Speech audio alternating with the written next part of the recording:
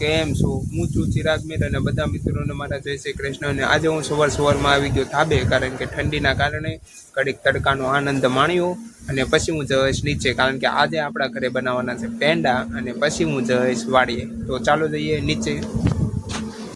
અને મિત્રો હું આવી ગયો નીચે, તવી અને સમસો ગોતીને આપણે બેસી ગયા ચૂલા પાસે અને તવીમાં નાખ્યું દૂધ.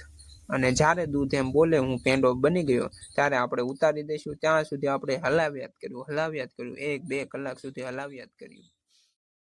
તો મિત્રો પેંડો તો બનતો બનશે, પણ મને ધુમાડાએ રોવડાવી દીધો, કારણ કે દેશી ચૂલામાં બળતણ નાખેલા હોય એટલે ધુવાડો થાય. ધુવાડાના કારણે આંખું બળે, એટલે મને પેંડાએ તો રોવડાવી દીધો. તો ફાઇનલી મિત્રો દૂધ બોલ્યું, હું પેંડો બની ગયો, એટલા માટે હવે આપણે ઉતારી દઈશું નીચે અને સરસ મજાના પેંડા વાળી દઈશું. અને મિત્રો જો તમારે પણ પેંડા ખાવા હોય તો આજની તારીખે હું જે એડ્રેસ આપું ત્યાં પહોંચી જાઓ. મારું ગામ છે જાળિયા, તાલુકો ઉમરાળા, જિલ્લો ભાવનગર. અને આજે જ પહોંચી જવું, કારણ કે કાલે પાકો માલ પડ્યો હોય કે ન પડ્યો હોય એની કોઈ ગેરંટી નહીં. હું નીકળી ગયો મિત્રો વાડીએ જવા માટે, કારણ કે મારા દાદા વાડીએ આવ્યા છે અને વાડી અમારે ઘરથી છે દૂર. તે કે હું ઘરે નહીં આવું, તો અમે કીધું અમે ભાતું દઈ જઈશું. તે અત્યારે હું આવ્યો ભાતું લઈને વાડીએ પહોંચી ગયો છે અને અત્યારે વાગ્યા છે 12 ને બરોબર રેલગાડી નીકળી છે. તો હું સાથોસાથ બતાવી દઉં, માલગાડી છે. અને હવે હું અહીંથી ચાલીને જાઉં છું વાડીએ. અને આ અમારી વાડી છે, અહીંયા ટિફિન ટીંગાડી દીધું. હવે અહીંયા આપણે શાંતિથી બેસી ગયા છે. મારા દાદા આવે છે, શેઠે આવે, જમી લે, પછી આપણે ટિફિન લઈને વહી જઈશું. ત્યાં સુધી આપણે વાડીના આટા ફેરા કરીએ. જો આ સરસ મજાની છે તુર, આ બાજુ છે કપાસ, ત્યાં કપાસ વીણવાનું ચાલુ છે, અને આ છે જાર. અને હાલો મિત્રો હવે જાઉં છું હું જમરૂક ખાવા. આપણે ગમે એમ કરીને એક જમરૂક તો ગોતે પાર કરવાનું છે.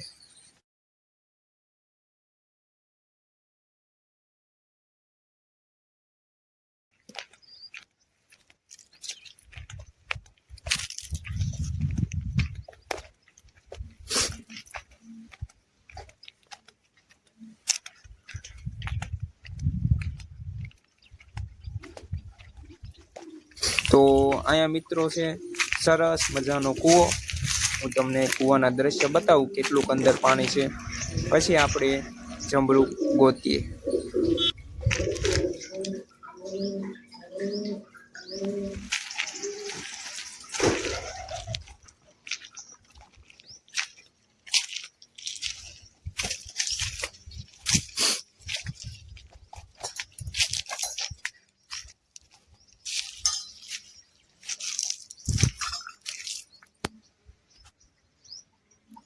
તો મિત્રો અહીંયા જમરૂક તો ઘણા છે, નાના મોટા કાસા પણ ઉપર છે, પણ પાડવા માટે કોઈ હોટી નથી.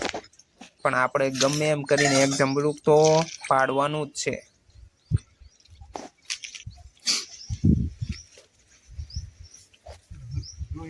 તો મિત્રો એક જમરૂક સરસ મજાનું નજરે ચડી ગયું છે, તો આપણે હવે એને પાડી.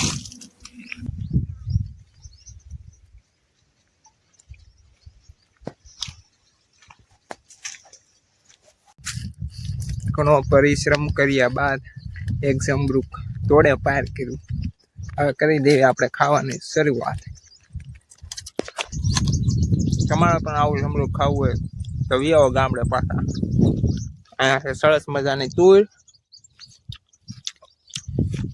આપણે તુર જે દાણાવાળી હોય એ તોડીને તુરનો પણ સ્વાદ માણી લેવી. હવે આપણે જઈએ છીએ જમરૂક ખાતા ખાતા વાડીમાં આટા ફેરા કરીએ, કે આપણા દાદા જમી લે, પછી આપણે ટિફિન લઈને જઈએ ઘરે. આ છે કપાસ વીણેલો.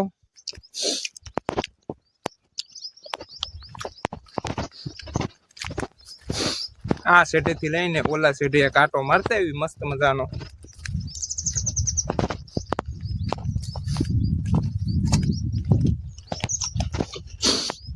કપાસ તવડી ગયો છે, વરસાદના કારણે બગડી પણ ગયો છે.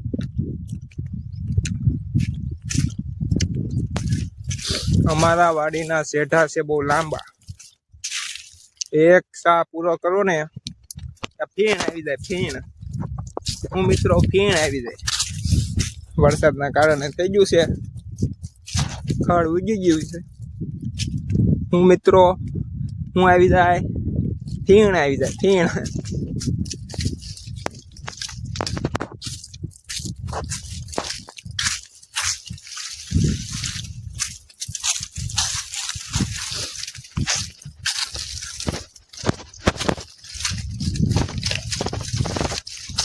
તો મિત્રો આવા જ વિડીયો જોવા માટે મારી ચેનલને લાઈક કરો, શેર કરો અને સબસ્ક્રાઈબ કરો.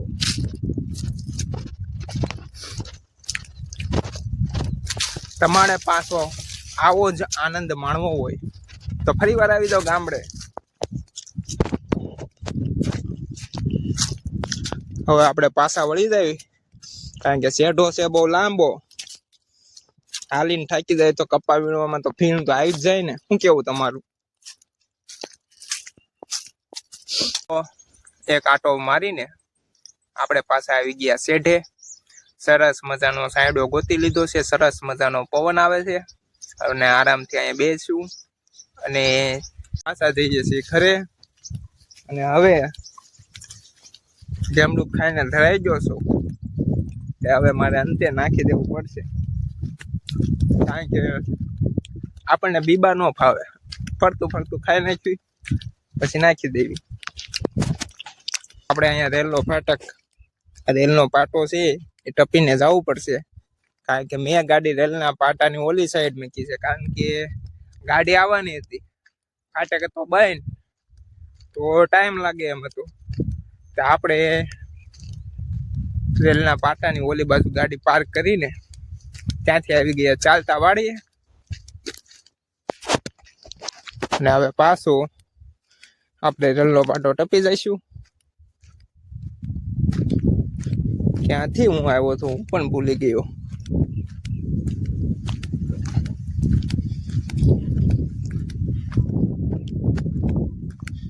સરસ મજાનું વાતાવરણ છે.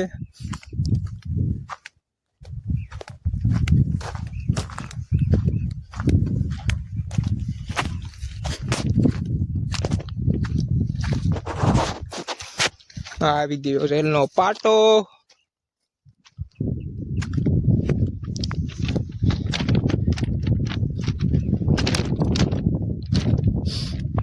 અને આપણી ગાડી અહીંયા પડી છે. અરે આપણે ઉતરી જઈએ નીચે, પછી આપણે ગાડીને કિક મારીને જઈએ ઘરે.